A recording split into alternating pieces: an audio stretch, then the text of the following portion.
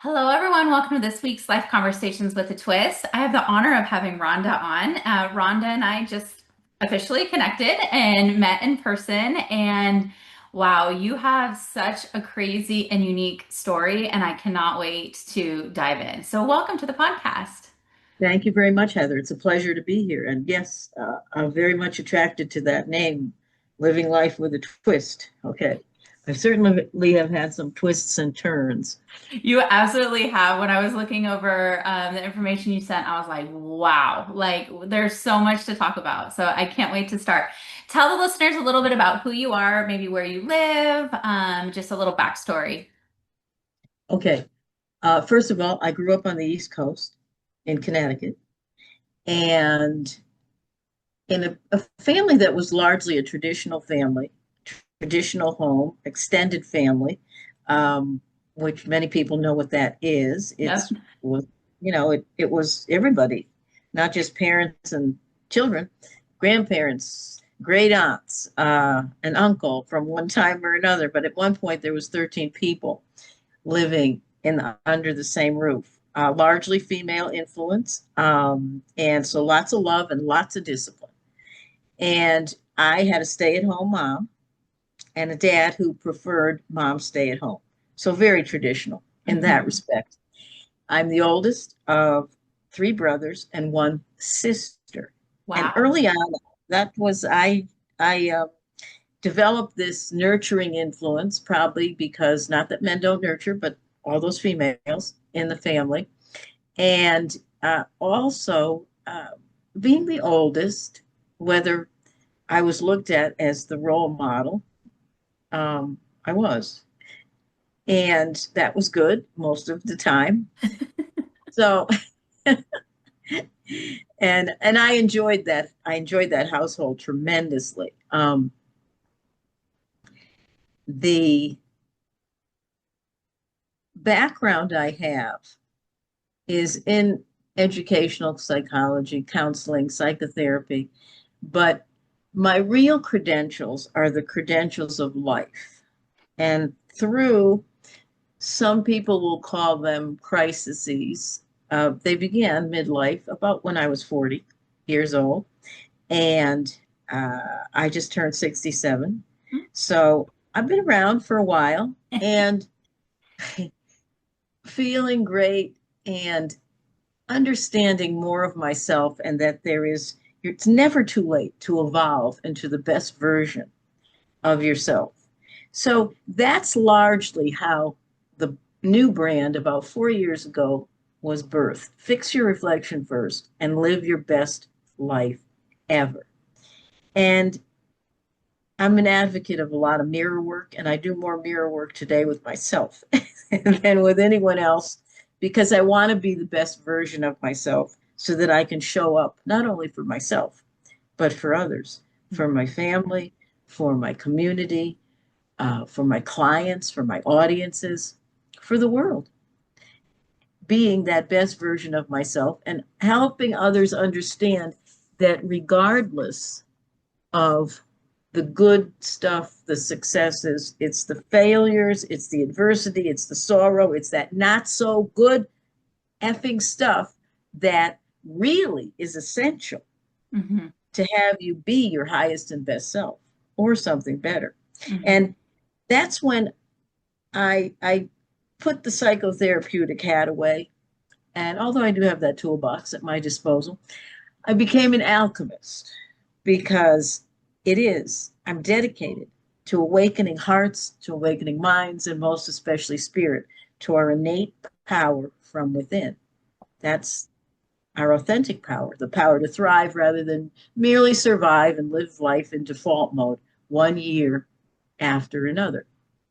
So all these years as a psychotherapist, I was thinking, wow, I'm pretty good. I look in the mirror and I catch my reflection in any pane of glass that I walk by and say, hey, looking good. Everything's going right. And that was really not the case. And I call it a humbling from midlife crises. Now I call them midlife connections as Mhm. well. And they began to teach me who I really was, to peel away the onion skin that was like cellophane around me. And when you peel away the onion skin, you usually have tears. Mhm. And I had lots of those, but I also had lots of laughter with the escapades I will describe to you here in a moment. And I'm a believer in it is tears and laughter that mean you are growing. Mhm. And it's important to grow regardless of where you're planted. As a matter of fact, I'm writing my memoirs, and the name of it is Growing Where I Am Planted, My Journey in Consciousness to My Own Transformation. There's my aha breath. That's a confirming breath. And I'll tell you how I got that breath as we go on here. So, um, whenever I have that breath, it means what I'm going to say, I should be saying.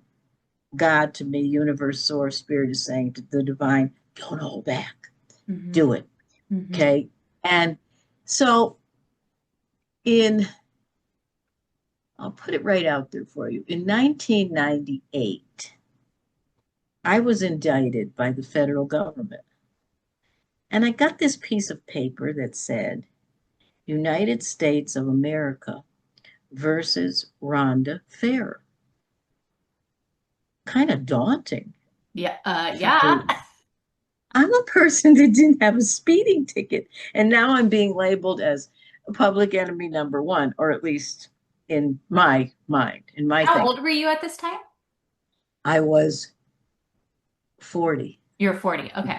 maybe going up, maybe 41. Okay. Okay. So it was this big commotion of one thing or another. And I was assured that this is ridiculous. Mhm. You know, my charges are non-drug related, non-violent, and it wasn't as clear cut as what everyone was saying to me, Mhm. because I don't believe in happenstance, coincidence, or accident. And I knew that divine, that God was trying to get my attention for a long time. Mhm.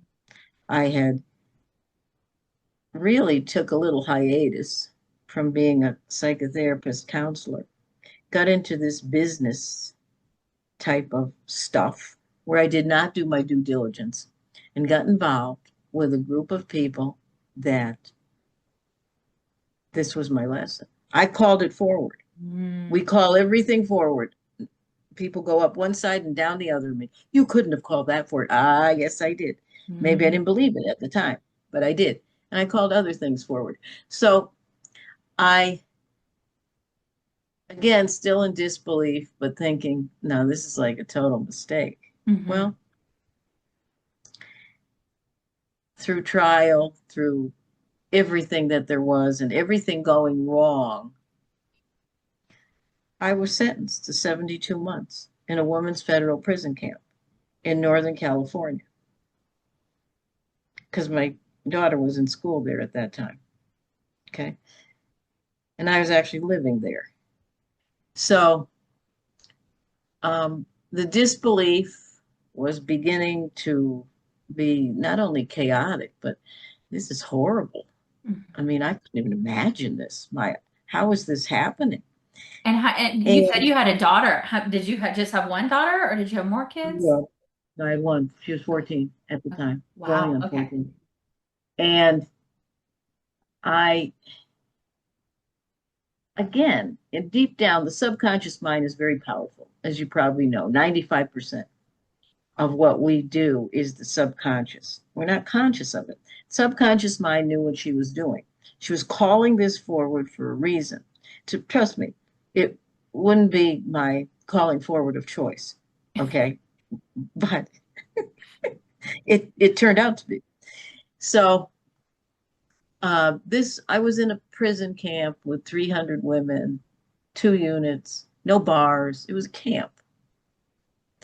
So, but I did miss 7 birthdays of everybody in my family, including mine, 7 holidays. And I developed this, I guess, this other family where I was. Hmm. And it took about a year for me to stop hitting the phone against the wall, saying, "Get me out of here," to whoever I was talking to, whether it was a friend, a family member, an attorney. And one day, that's where the aha moment came. I hung up the phone. I was done with whoever I was talking to, and I said, "Oh, well, there it is again. Oh, well." That was my point of surrender, Hmm. whatever others call it. That was like, okay, I wasn't giving up surrender. I was getting going with respect to being the best version of myself. I didn't know how. And many times today, I don't, I want to achieve something. I may not know the how, but I put it out there and I concentrate, I observe, and I listen very closely to what my intuitive self, my authentic self from within is saying. And then I act on those feelings and those thoughts. So there really began my journey when I stopped hitting the phone against the wall. And I said, okay, I began to write.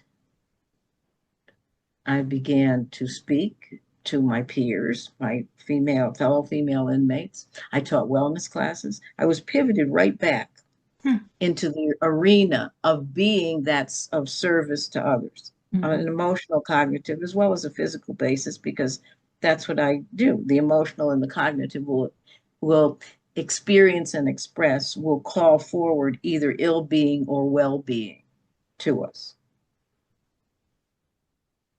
So I did that. And again, there was not a day that I did not laugh or weep. And that was me. That meant I was growing. And Hmm. I was growing exactly where I was planted, somewhere I never thought I would be planted. So were the reason why you went to this women's camp, it had to do with a business situation that you were in because you got Yes. out of the psychotherapy world, thought you would do Correct. something else, and then got caught into something. Mhm. Again, but Wow. no accidents. Yeah. But it was so,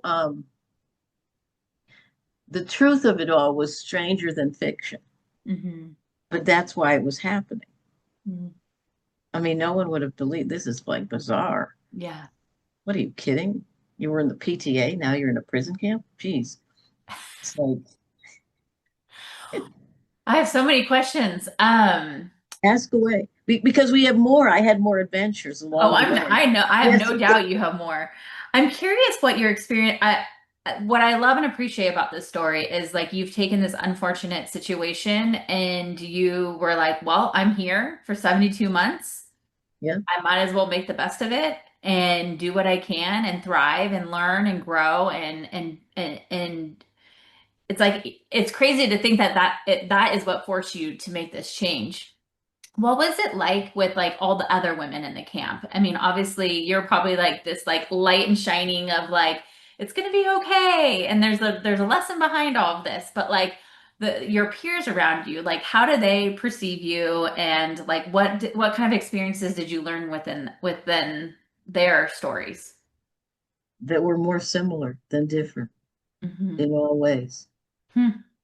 We still had our health to maintain. We still had our children to think about. Very difficult to parent with 5 hours a month telephone time. Hmm. Very difficult.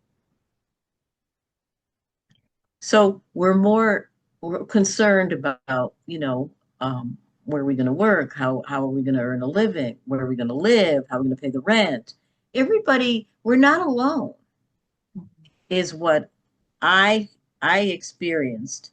Many around me thought I was so privileged. I mean, it was like, oh, where did you live? Oh, Northern California. Hmm. Yeah, no drugs, no violence, none of that. And after a while, they got to know Rhonda. Like Rhonda was getting to know Rhonda. We're more similar than anything.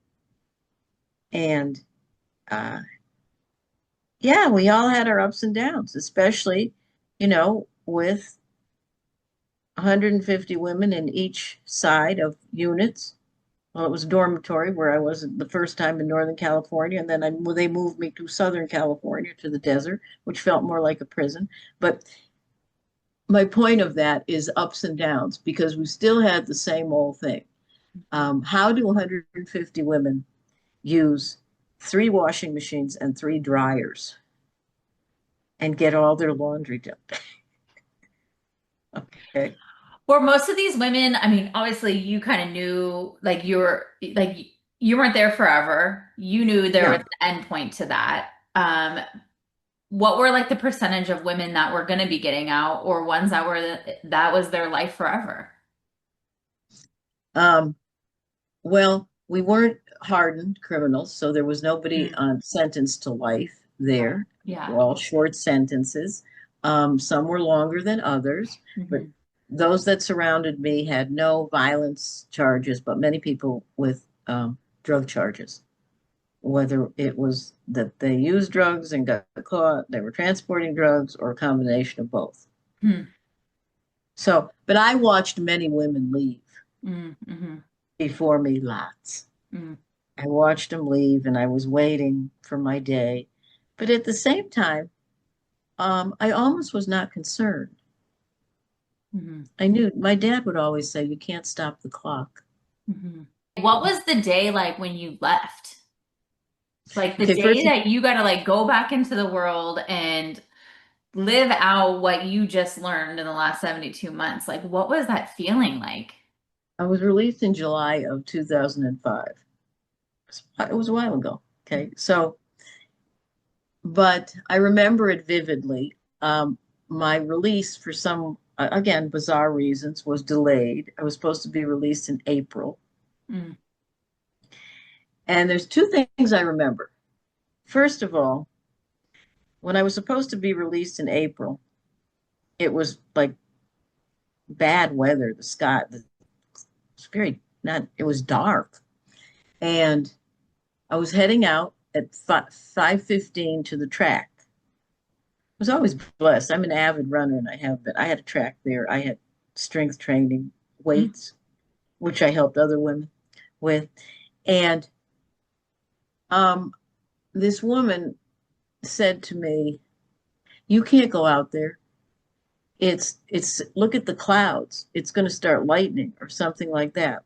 And I remember looking at her and I said to her, I won't use her name. I said to her, you know what? God is in the clouds. mm, I walked out that door, went to the track, and I think it was my fourth lap around.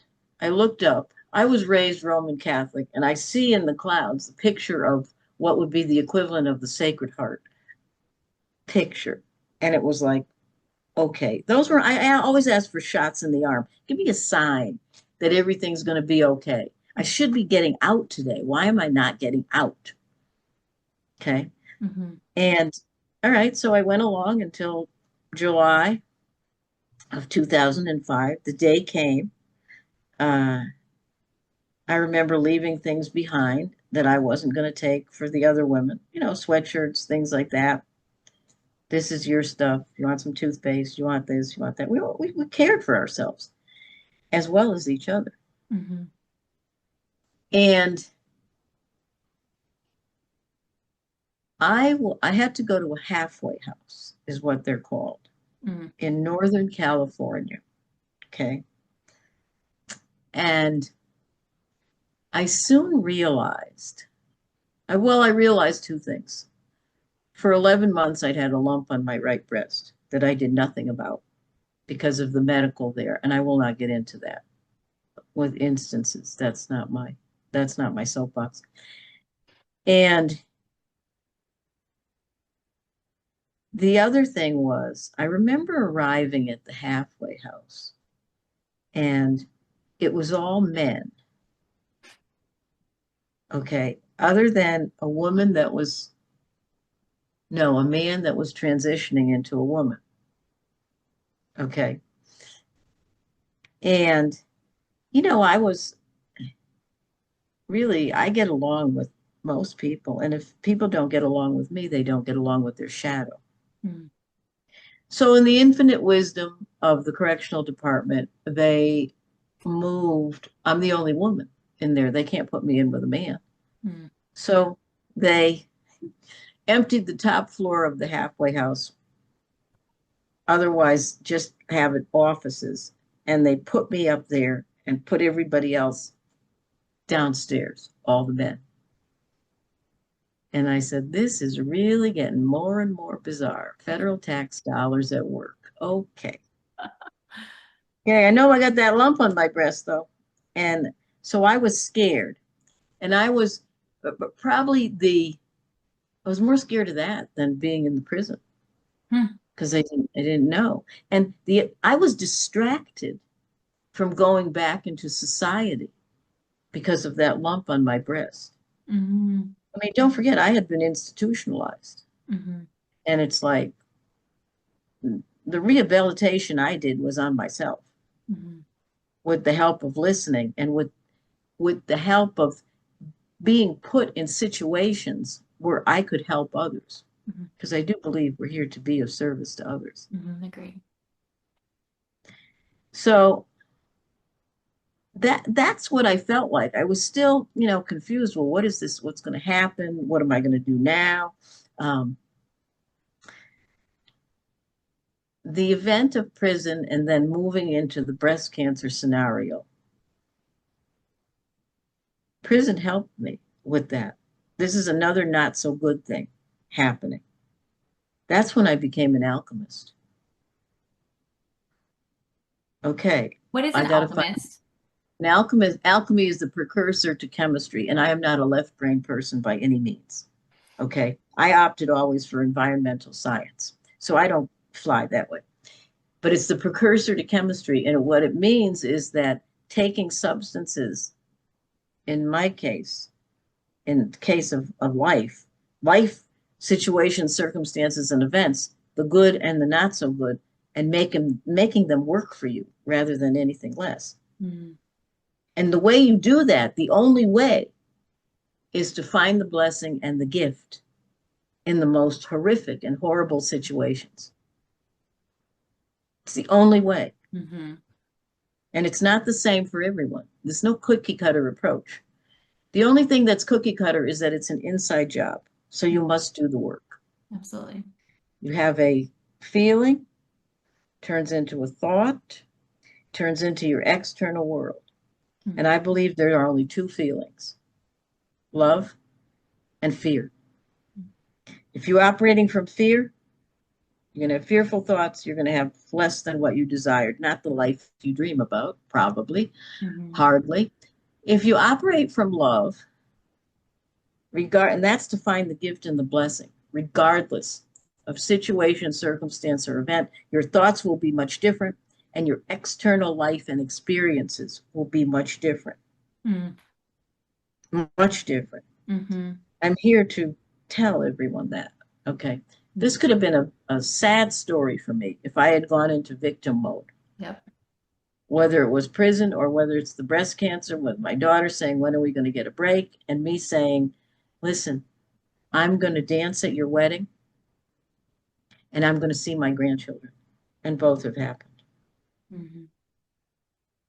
Now, where that came from, that was a God thing that I Mm-hmm. said that. Yeah. But I just knew that. Aha, breath. Okay, confirming breath. I get a lot of those when I reach down deep in. And I learned also through those particular two incidences that my strength is my vulnerability. You can hold me up to the light and you're going to see what you get. Mm-hmm. You can like me or not.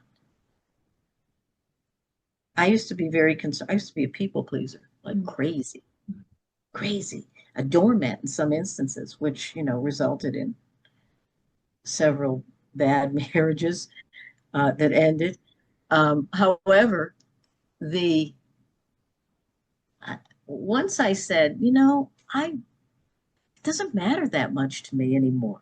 Now it doesn't matter at all what people think of me. I don't care what people think of me. Mm-hmm. I care, but I don't care. I care what I think of me. Mm, Because if I look in that mirror and don't like the me looking back, I have a bigger challenge than I've ever faced in the last 20 years or more. mm-hmm, Bigger. One must love and like themselves, appreciate, esteem, respect themselves, because that's who they will attract back to them, not only in a partnership, in romantic love and love with everyone around you, but in every arena of your life, every single arena. It begins right here. It's an inside job. mm-hmm. And it It's so will. true. When you describe this is like exactly how I see myself. Like I put positive juju in the world. I do the thing, I do the work, and so Right. many great things come to me. And people are always like, you think whatever you think you accomplish. And it's this exact mindset of like I allow that, but then I think of like people in my life who don't, and they're always like either jealous of me, and this is family, jealous of Yeah. me, play the pity party. And I'm like, that's because you don't allow that. Like you get stuck in this like victim mode and you're Right. gonna get stuck there. But if you were to like release that and put the energy out and continuing to bring those good things into your life, it's like those things come, but you got to Yeah. allow it. Yeah. And, I'll give you a tip. I'll give our viewers and listeners a tip, our audience. I won't even call it a secret, but it's a hot tip, and I won't even charge for it. Okay. You can operate in two ways. You can operate out of faith or out of fear. Hmm. I am faith-based. I'm very spiritual. Even though I was raised Roman Catholic, I was rebaptized a Christian in prison. Hmm. Uh, and now I honor all paths to God, because God is all there is. No matter what color you are, no matter what religious preference you are, God is all there is. Hmm. So, operating, if one is operating from faith, faith says, even if, okay, so even if shit happens, I'm going to be all right. Hmm. Fear says, oh, what if? Oh my, what if? Poor me. Oh no, I better go back to bed. I better get under the covers. I better close the door and lock it with the three deadbolts and everything else. Ooh, that's paralyzing. Hmm. That is paralyzing, and that is not living our authentic self. We are created in the image and likeness of whatever you call it, God or otherwise. It's pretty powerful. Hmm. It's the God of my understanding is the God right here, Hmm. not the in the sky, even though I did see God in the sky. I saw the Sacred Heart in that cloud that morning. It's not the lightning bolt that if I was ever waiting, and I'm sure subconsciously I was waiting for it to hit me in my ass and solve everything, Hmm. not going to happen. Hmm. It is not going to happen. We have that power. Use it. Use it to live the life you desire, the life you want, perhaps even the life you dream about. You can do it. If I can do it, okay. If you can make going to prison a positive experience, Yes. like if Okay. anything's possible, It was much more difficult on my family than it was me. I'm sure. I was gonna ask you like what your relationship was like with your daughter and is like with your daughter now. My daughter was very indulged. It was a good relationship. I will be quite candid with you. She's still mad at me. Mm-hmm. It's strained. It's strained. Um, and it won't be like that forever. Yeah. But it's part of my growing. It's part of her growing. And I honor that. Mm-hmm. I may not like it, Mm-hmm. but I honor that and I move forward with it. Mm-hmm. And I have two beautiful grandchildren who I do communicate with. Mm-hmm. Yeah. And So, moving back home now, I'll be communicating a lot more with all my oh, family. All because my you're going to be family's in, closer to them when you move. I'll be in Connecticut. Yes. Okay. All my family is in Connecticut. I'm going back home. I love that. Well, I wish I'm putting good positive work and energy into that relationship.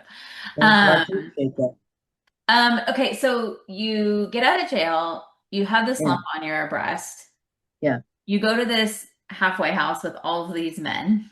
Yes. Oh, and I wanted to mention I live in Northern California, so now I'm like curious where you were. I was in Dublin to begin with, and I went to Salinas to the halfway house. Okay, okay. So it's a little south I then. and I I lived on the Monterey Peninsula Oh, okay. Yeah, when very I was familiar. when I was in my house. Yes, Okay. So you get to this house the uh, halfway house. Yeah. and tell us what happened after that. I was so happy well, I'm going to say two things. First of all, I was so happy that I didn't go get out in April because you see, I knew the system over there. I was taking care of myself that way. Yes, I wanted to get home so I could see my doctors. But when I got, well, quite frankly, when they found out I had a lump on my breast, they couldn't wait to get rid of me. So I was there less than a month. Okay. At the halfway And house. yeah. Uh-huh. And um, it's that whole thing about change again. Oh my God, I'm making another change. I got to go to halfway house. It's like starting fresh. It's like, well, you can't do this, you can't do that, you better do this, you better do that. And I thought, this is ridiculous. I I should have just opted to maybe stay, but I didn't want. I want to get home and see a doctor, a real doctor. Mhm.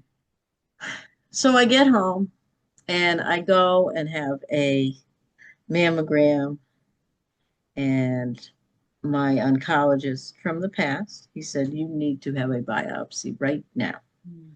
I had nearly stage 3 breast cancer, Wow. but I was in prayer, I was in affirmation, um, drinking homemade eucalyptus tea because maybe that would help. And I was imagining some days, oh, this thing's going away. No, it wasn't going away. Okay, because we're going to enter chapter 2 of Midlife Connection Crisis Adventure.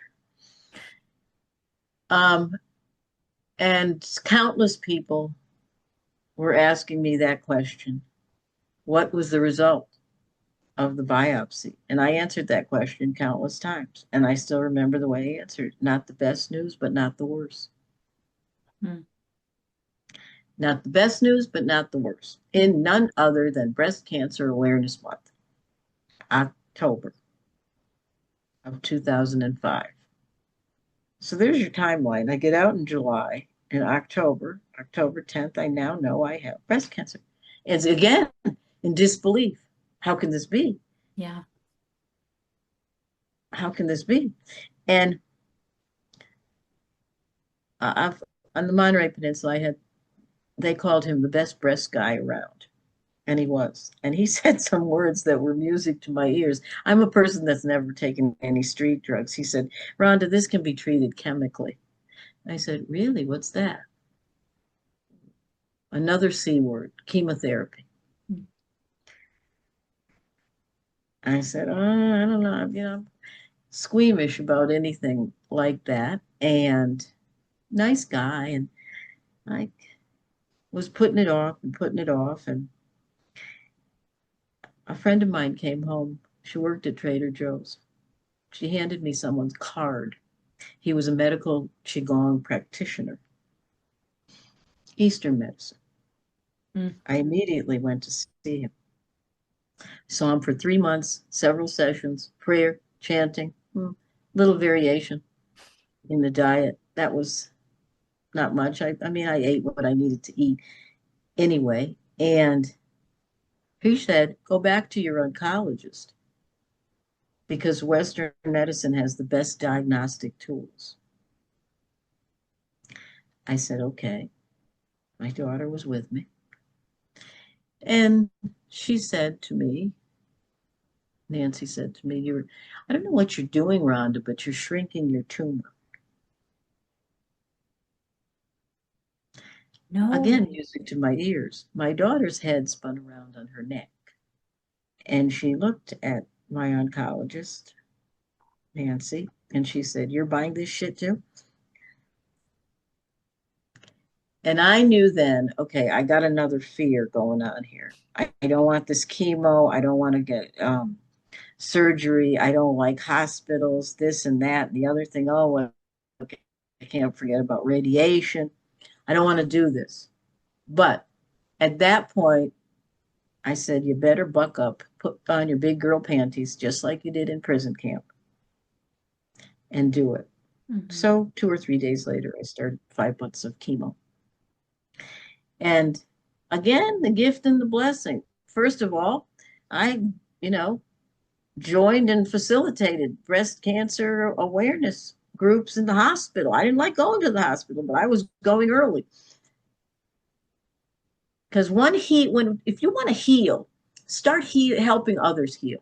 Mm, so good. That was a gift. That was a blessing. Another gift, blessing. I just told you I was an avid runner. I've been a runner now for 50 years. I don't run as fast. I kind of jog now. And I had a window of time. Chemo was at 11 in the morning on Thursdays.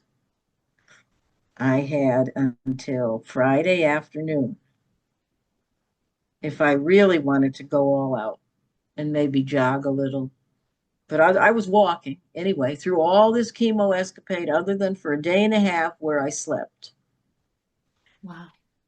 If I wanted to vacuum, okay, this is my window. I got my window of time. Those are gifts and blessings. Hmm.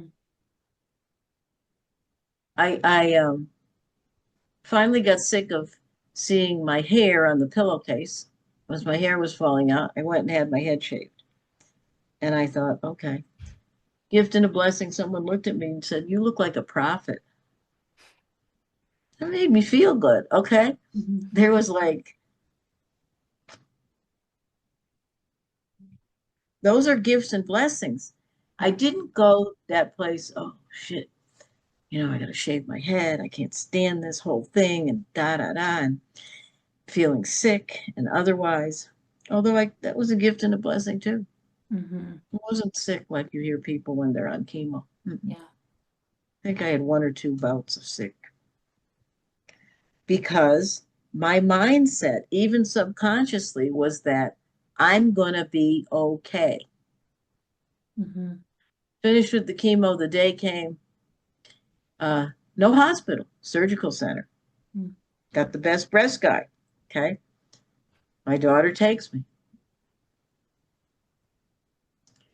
She's nervous. I'm nervous. I'm laying on a gurney in Monterey, California, about to go into the OR, and it's a beautiful day, looking out the window, and I'm having a talk with God. I need that shot in the arm. I need a little more. Can you help me? Ask and you will receive. Knock and the door will be open.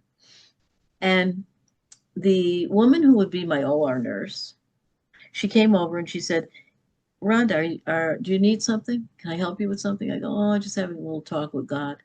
And she goes, "Okay, that's good." And she looked at me and she said, "Oh, look, your hair is coming back. It's like peach fuzz." And I said, "Yeah." And then all of a sudden, wait for it now, wait for it. Here's a sign.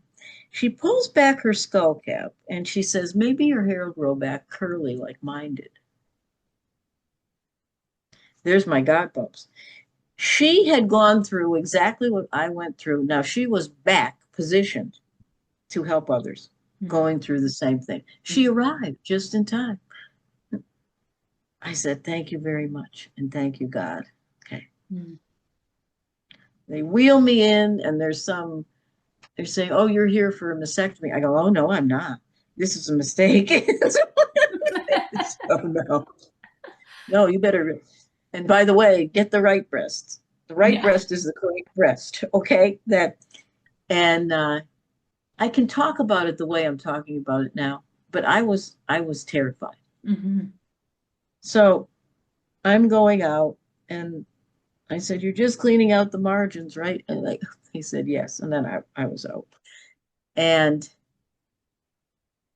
I woke up in recovery. My doctor, the best breast guy in the United States, he had this like worried look on his face. Two things happened. He came in, I knew he had a worried look, but I was still kind of under. And I had a male nurse, and he kept saying to me, Rhonda, Rhonda, you know, tell me what day it is, tell me why you're here. And I did. And then I said, can I have a glass of wine? And my daughter said, she's going to be all right. Okay. She's going to be all right. Okay. So the horrific look on my doctor's face is because he thought it had spread to my lymph on this side because the dye came back. And they did a pathology report 3 times. He couldn't even believe it. No, you're clear. You're clear. Wow.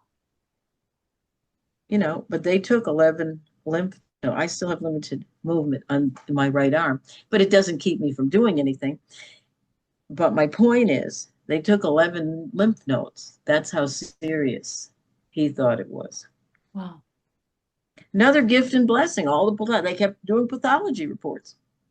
They all can't be wrong. Mm-hmm. I went home that night and enter radiation about a week later. And I went to radiation, 37 blasts, the strangest suntan I've ever had on my right breast. I have a little war scar, but I still have my breast. And I like this one. Remember, stage 3 breast cancer. Mm-hmm. That's the power. That's our authentic power from within. I later learned that 2 things. I later learned that over 30% of women with breast cancer, even less than mine, do not make it. They expire. Wow. They make their transition. They die. Okay. It's a breast, for God's sake. It's not the heart. Mm-hmm. It's mindset. Mm-hmm. The transition to alchemist from psychotherapist also came. I started doing research when I was diagnosed with breast cancer.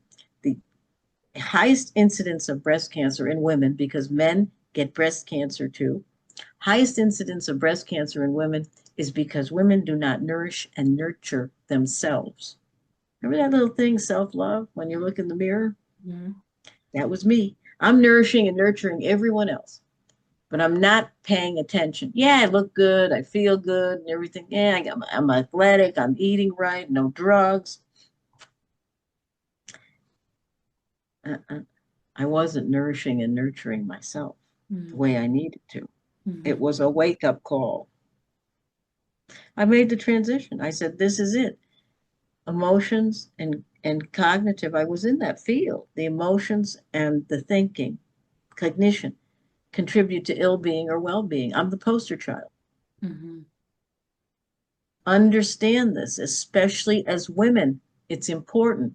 Yes, we have children, we have families,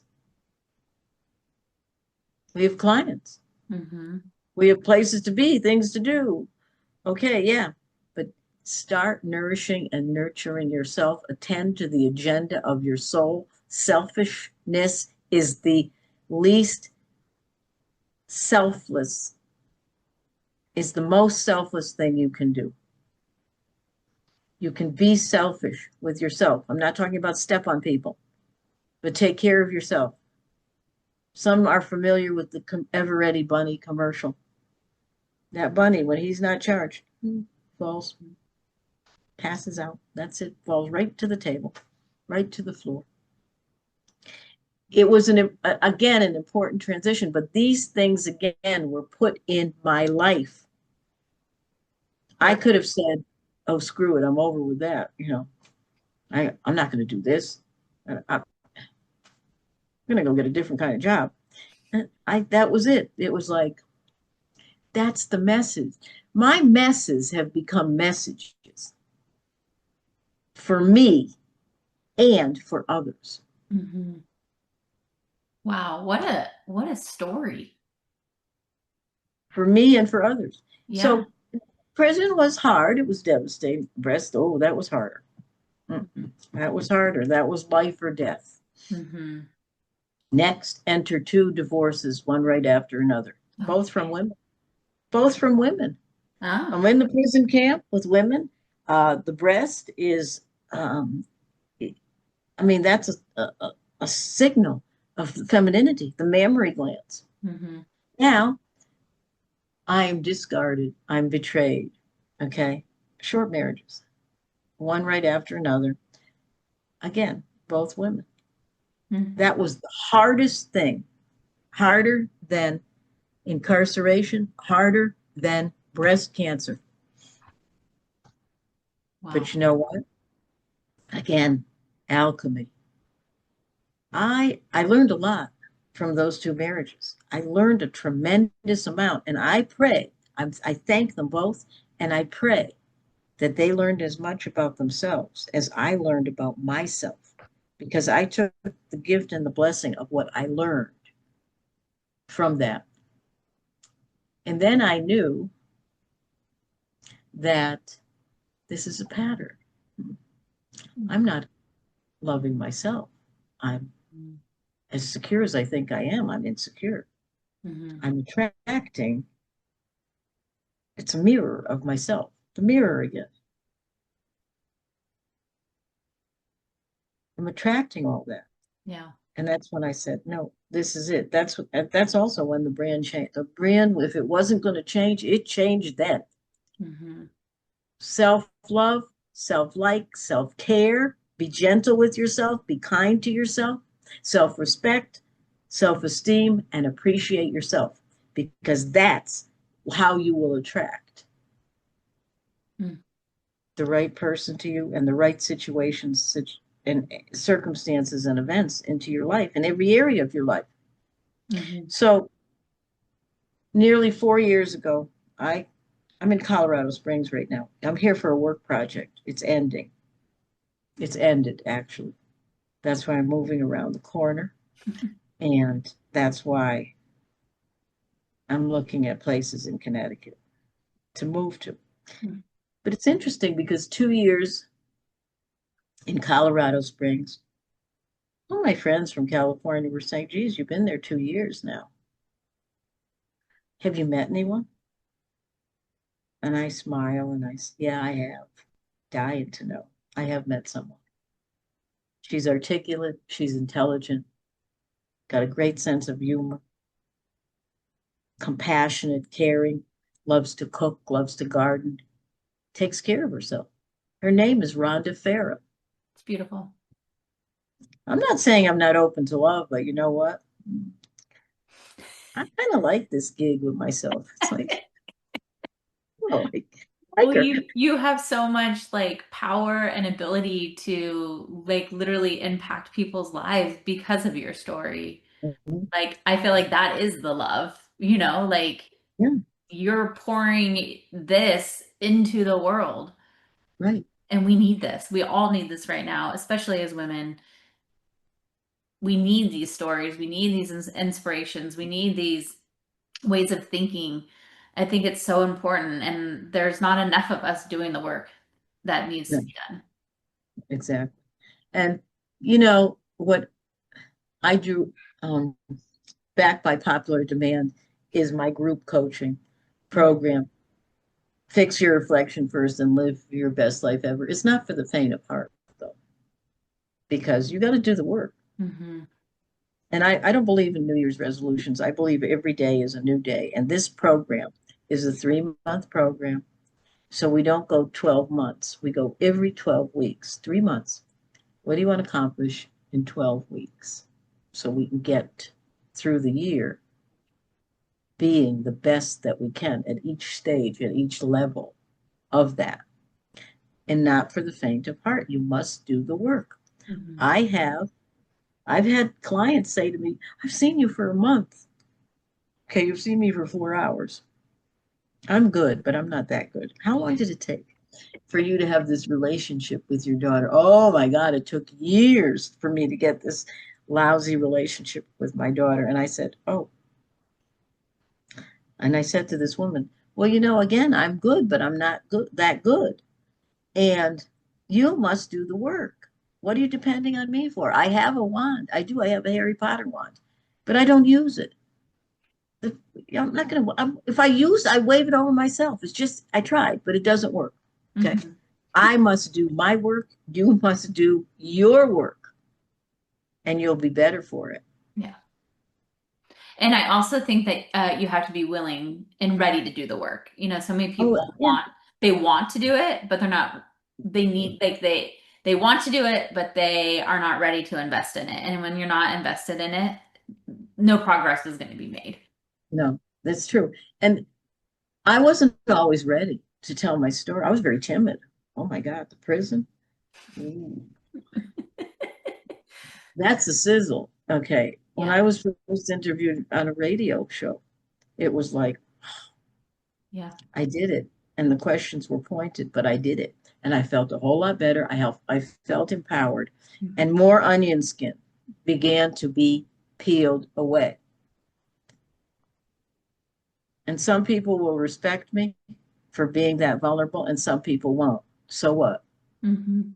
I can't help everybody, Yeah. but I can help those who wish to help themselves. Mhm. Absolutely. So now you're doing this coaching work. You also Yes, mentioned to me that you have a podcast. Tell everybody like what you're doing, how they can find you, how they can follow you, how they can be a part of your world because you're absolutely inspiring and empowering. And I'm so glad we got connected. I am too, Heather. Um, the name of my podcast, I have a YouTube channel. Mm, Fix your reflection first and live your best life ever. love it. If you look me up on YouTube, you'll find, if you type my name in, Rhonda Farrah, Help Me Rhonda Now International is my company. And I'm in the transformation business for Mhm. those that wish to be transformed. And let me tell you what, I am not minimizing anyone's story, not at all. Trauma. Listen, I just told you about my trauma. It's not that I don't have trauma. It's not that I'm still healing. I am. Every day I say, oh, I healed a little more today Mhm. because I cried or I laughed.